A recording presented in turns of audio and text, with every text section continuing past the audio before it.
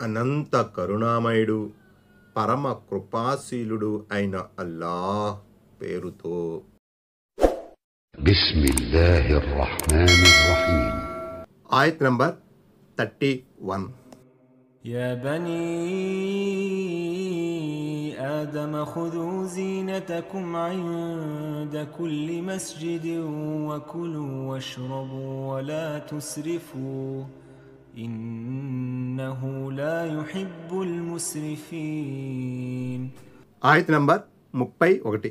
ఓ ఆదం సంతతి వారలారా, మీరు మజీదుకు హాజరైన ప్రతిసారి వస్త్రాలంకరణ పట్ల శ్రద్ధ వహించండి.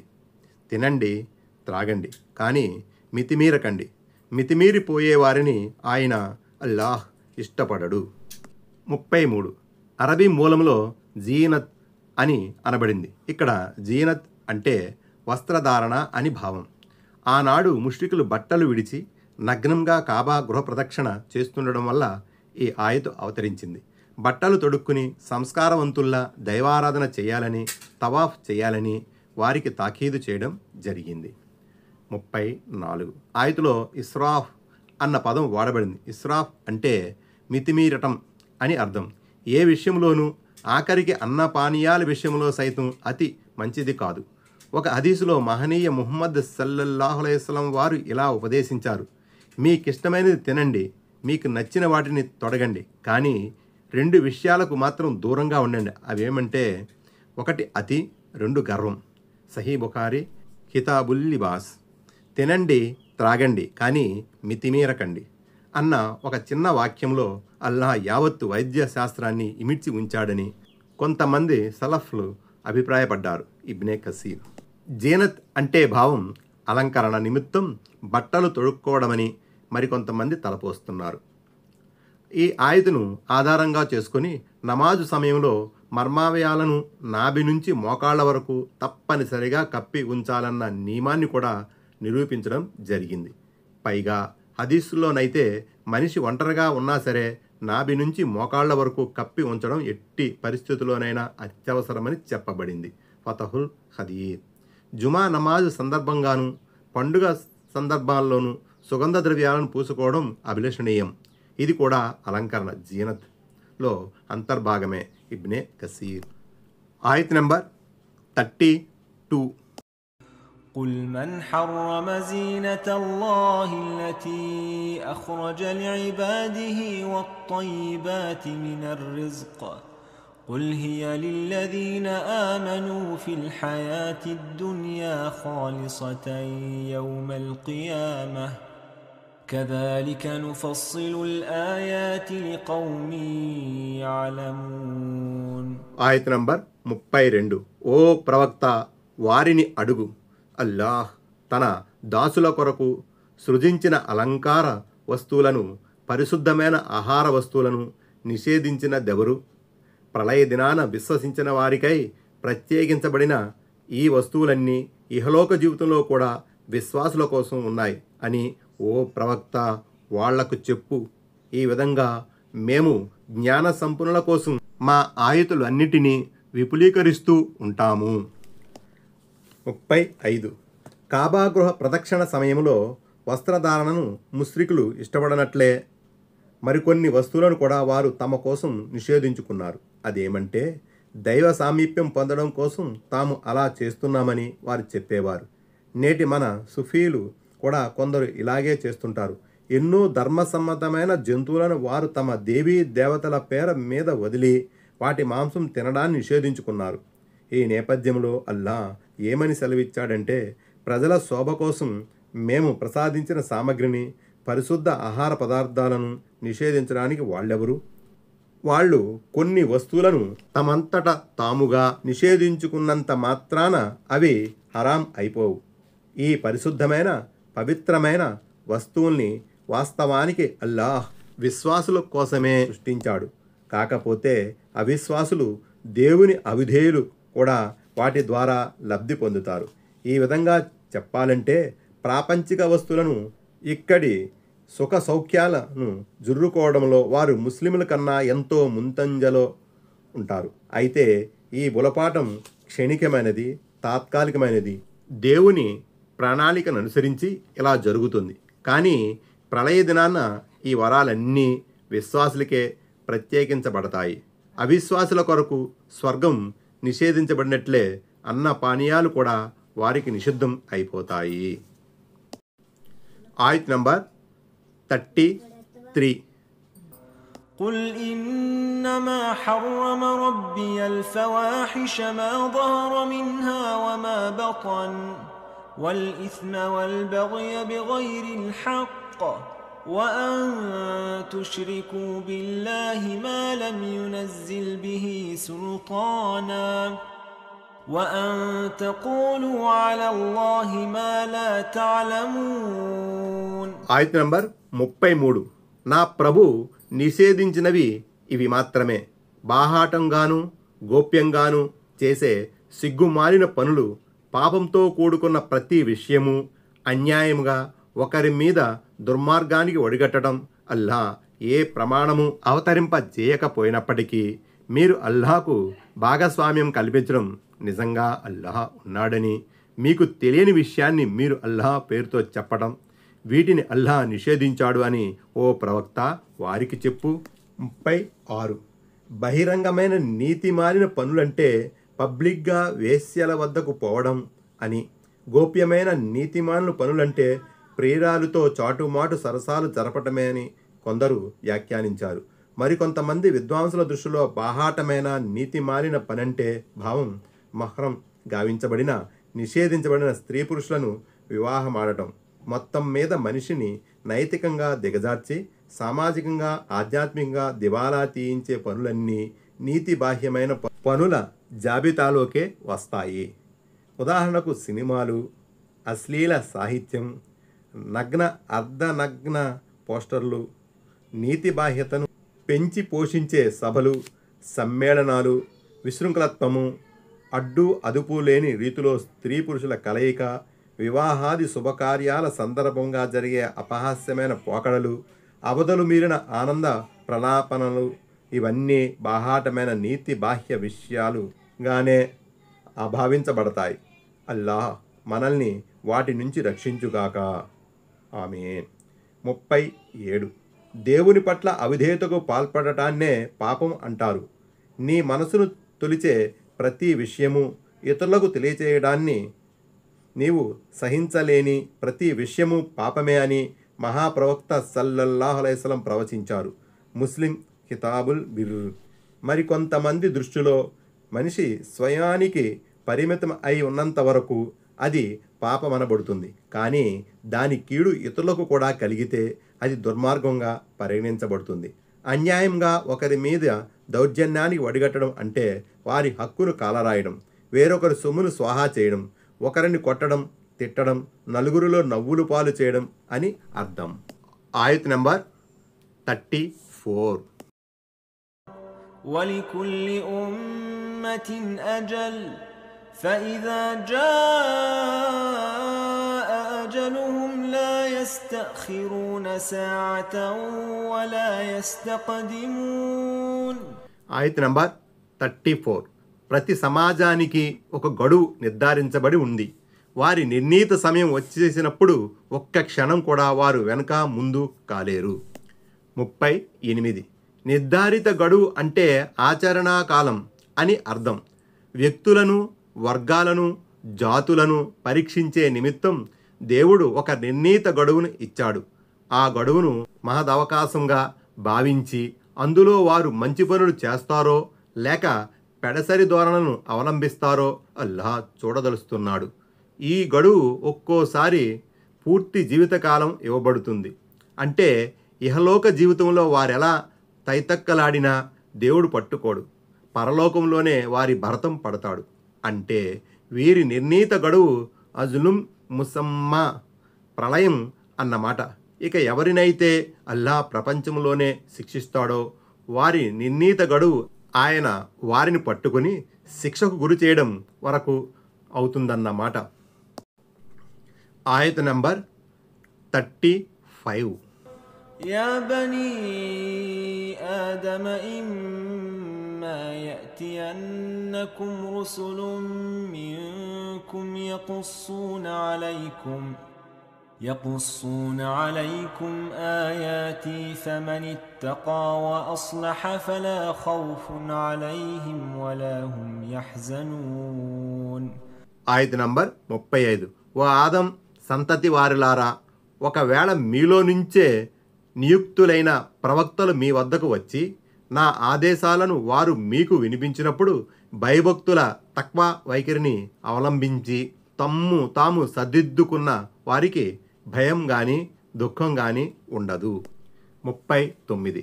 భయభక్తుల వైఖరిని అవలంబించి సత్కార్యాలు చేసిన విశ్వాసుల సత్పరిణామం ఎలాంటిదో ఇక్కడ చెప్పబడింది. దివ్య ఖురాన్ అనేక చోట్ల విశ్వాసాన్ని, ఈమాన్ గురించి చెప్పినప్పుడు సత్కార్యాలను, అమలు సాలెహ్ గురించి కూడా ప్రస్తావిస్తుంది. దీని ద్వారా అవగతమయ్యేదేమిటంటే దైవ సమక్షంలో సదాచరణలు గల విశ్వాసమే ఎన్నదగినది. ఆయత్ నంబర్ 36. والذين كذبوا بآياتنا واستكبروا عنها أولئك أصحاب النار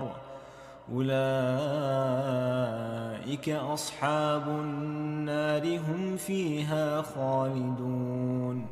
ఆయత్ నంబర్ 36.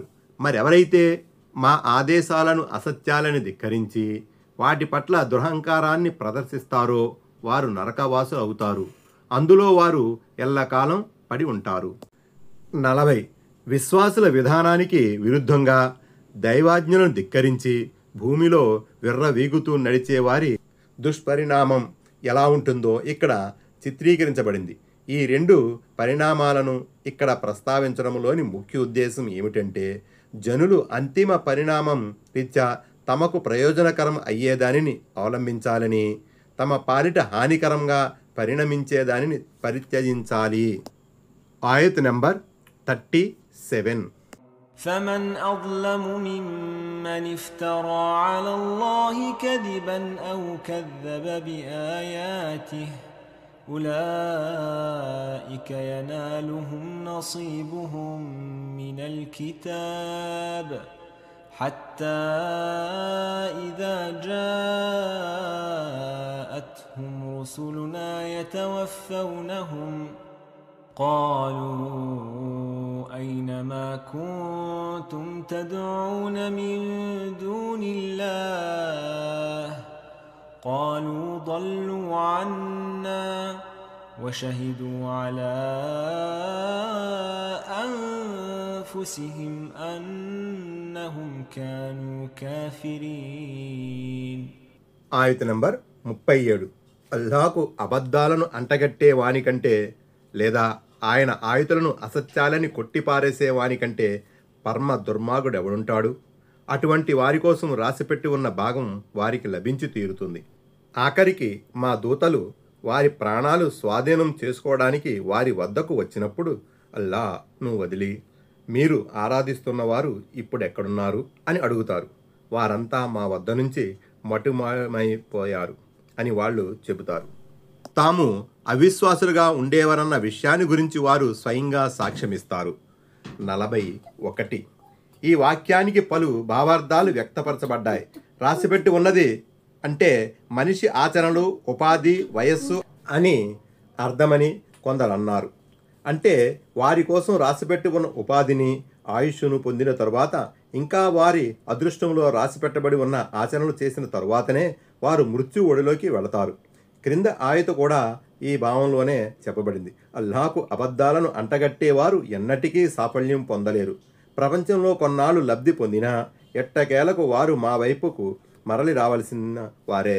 యూనుస్ 69:70.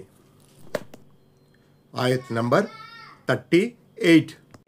قال ادخلوا في أمم قد خلت من قبلكم من الجن والإنس في النار كلما دخلت أمة لعنت أختها حتى إذا اداركوا فيها جميعا قالت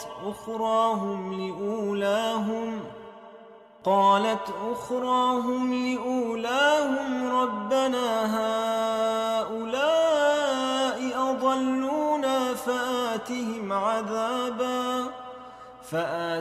عذابا ضعفا من النار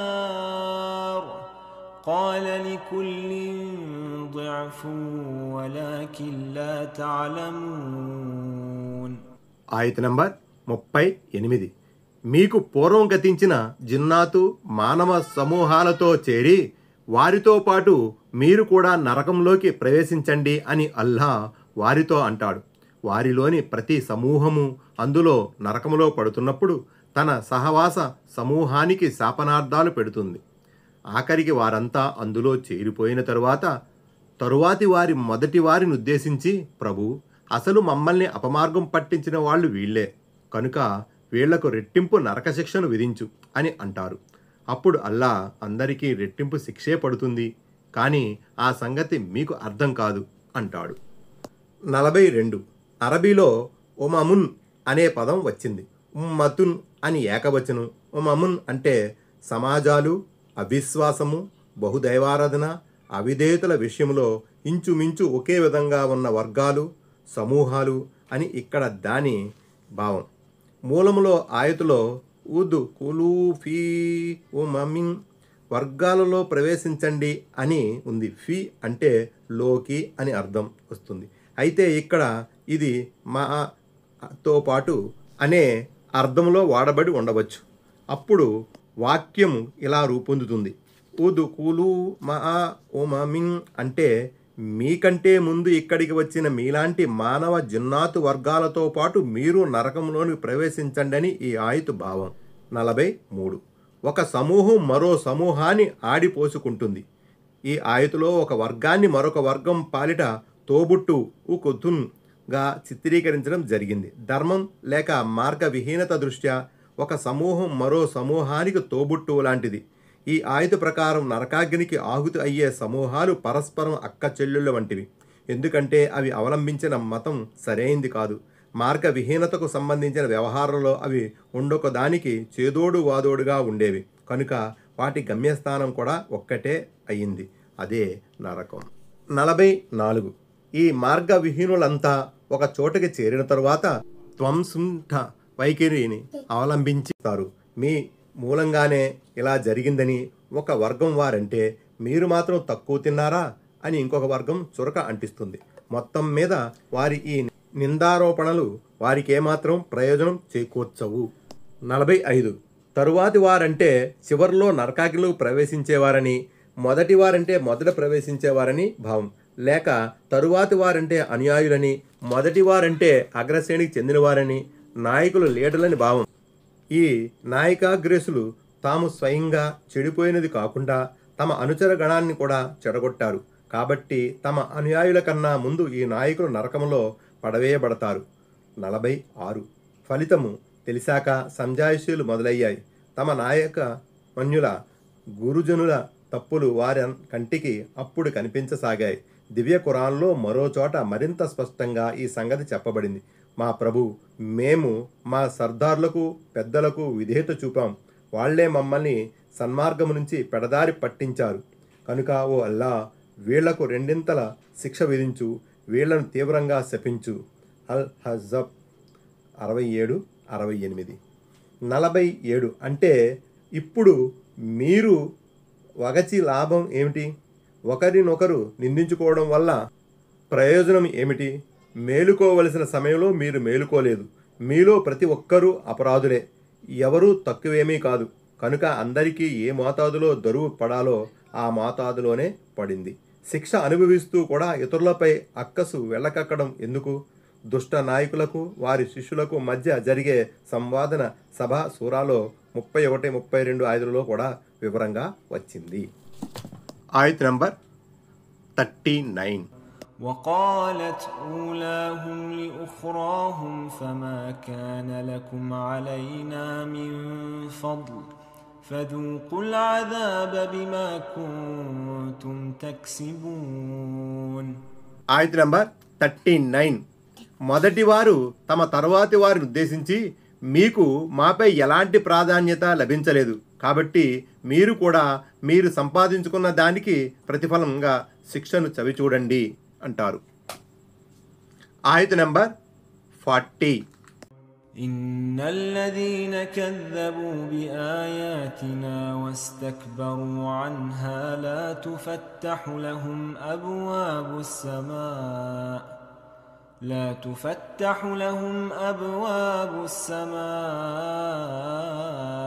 ولا يدخلون الجنة حتى يلج الجمل في سم الخياط وكذلك نجزي المجرمين. ఆయత నంబర్ 40. ఎవరు మా ఆయుతులను అసత్యాలని ధిక్కరించి వాటి పట్ల గర్వాతిశయంతో విర్రవీగారో వారి కోసం ఆకాశ ద్వారాలు తెరవబడవు. ఒంటె సూది రంధ్రంలో నుంచి దూరుపోనంత వరకు వారు స్వర్గములో ప్రవేశించలేరు. అపరాధులను మేము ఈ విధంగానే శిక్షిస్తాం. 48. ఈ వాక్యంపై వ్యాఖ్యాతుల మధ్య భిన్నాభిప్రాయాలు ఉన్నాయి. వారి కోసం ఆకాశ ద్వారాలు తెరవబడవు అంటే వారి కర్మల కోసం అని కొందరు, వారి ఆత్మల కోసం అని మరికొందరు, వారి ప్రార్థనల కోసమని ఇంకొందరు అభిప్రాయపడ్డారు. అంటే ఇలాంటి పాపాత్ముల ఆచరణలు, ఆత్మలు, దువాలు పైకి పోవటానికి ఆకాశ ద్వారాలు తెరుచుకోవు. మరో విధంగా చెప్పాలంటే వారి ఆచరణలు వేడుకోళ్ళు స్వీకారయోగ్యం కావు.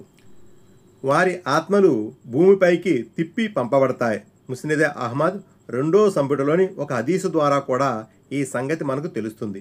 3 విషయాలు ఆచరణలు, ఆత్మలు, దువాలు ఇందులోకి రావచ్చునని ఇమాం సౌఖాని వ్యాఖ్యానించారు. 49. విషయాన్ని తేలిగ్గా బోధపరచడానికి ఒంటె ఉపమానం ఇవ్వబడింది. ఒంటె సూదిరంధ్రం నుంచి దూరిపోతుందని అసలు దీని భావం కాదు. ఒక చిన్న సూదిరంధ్రం నుంచి ఒంటె దూరిపోవడం ఎలా అసంభవమో ఈ దుర్మార్గులు స్వర్గములో ప్రవేశించడం కూడా అలాగే అసంభవం అన్నది దీని అంతరార్థం. ఆనాడు అరబ్బులకై ఒంటె సుప్రసిద్ధ పశువు అవడం మూలంగా దానిని ఉదాహరణగా తీసుకోవడం జరిగింది. దీన్నే అరబీలో తాలిఖ్ బిల్ మహాల్ అంటారు. అంటే ఏదైనా విషయాన్ని అసంభవమైన విషయంతో ముడిపెట్టడాన్ని తాలిఖ్ బిల్ మహాల్గా పేర్కొంటారు. ఉదాహరణకు పై ఆయతులో దైవ తిరస్కారుల స్వర్గ ప్రవేశాన్ని ఒంటె సూది రంధ్రం గుండా ప్రవేశించడం అనే విషయంతో ముడిపెట్టడం జరిగింది. ఇదే తాలిఖ్ బిల్ మహాల్.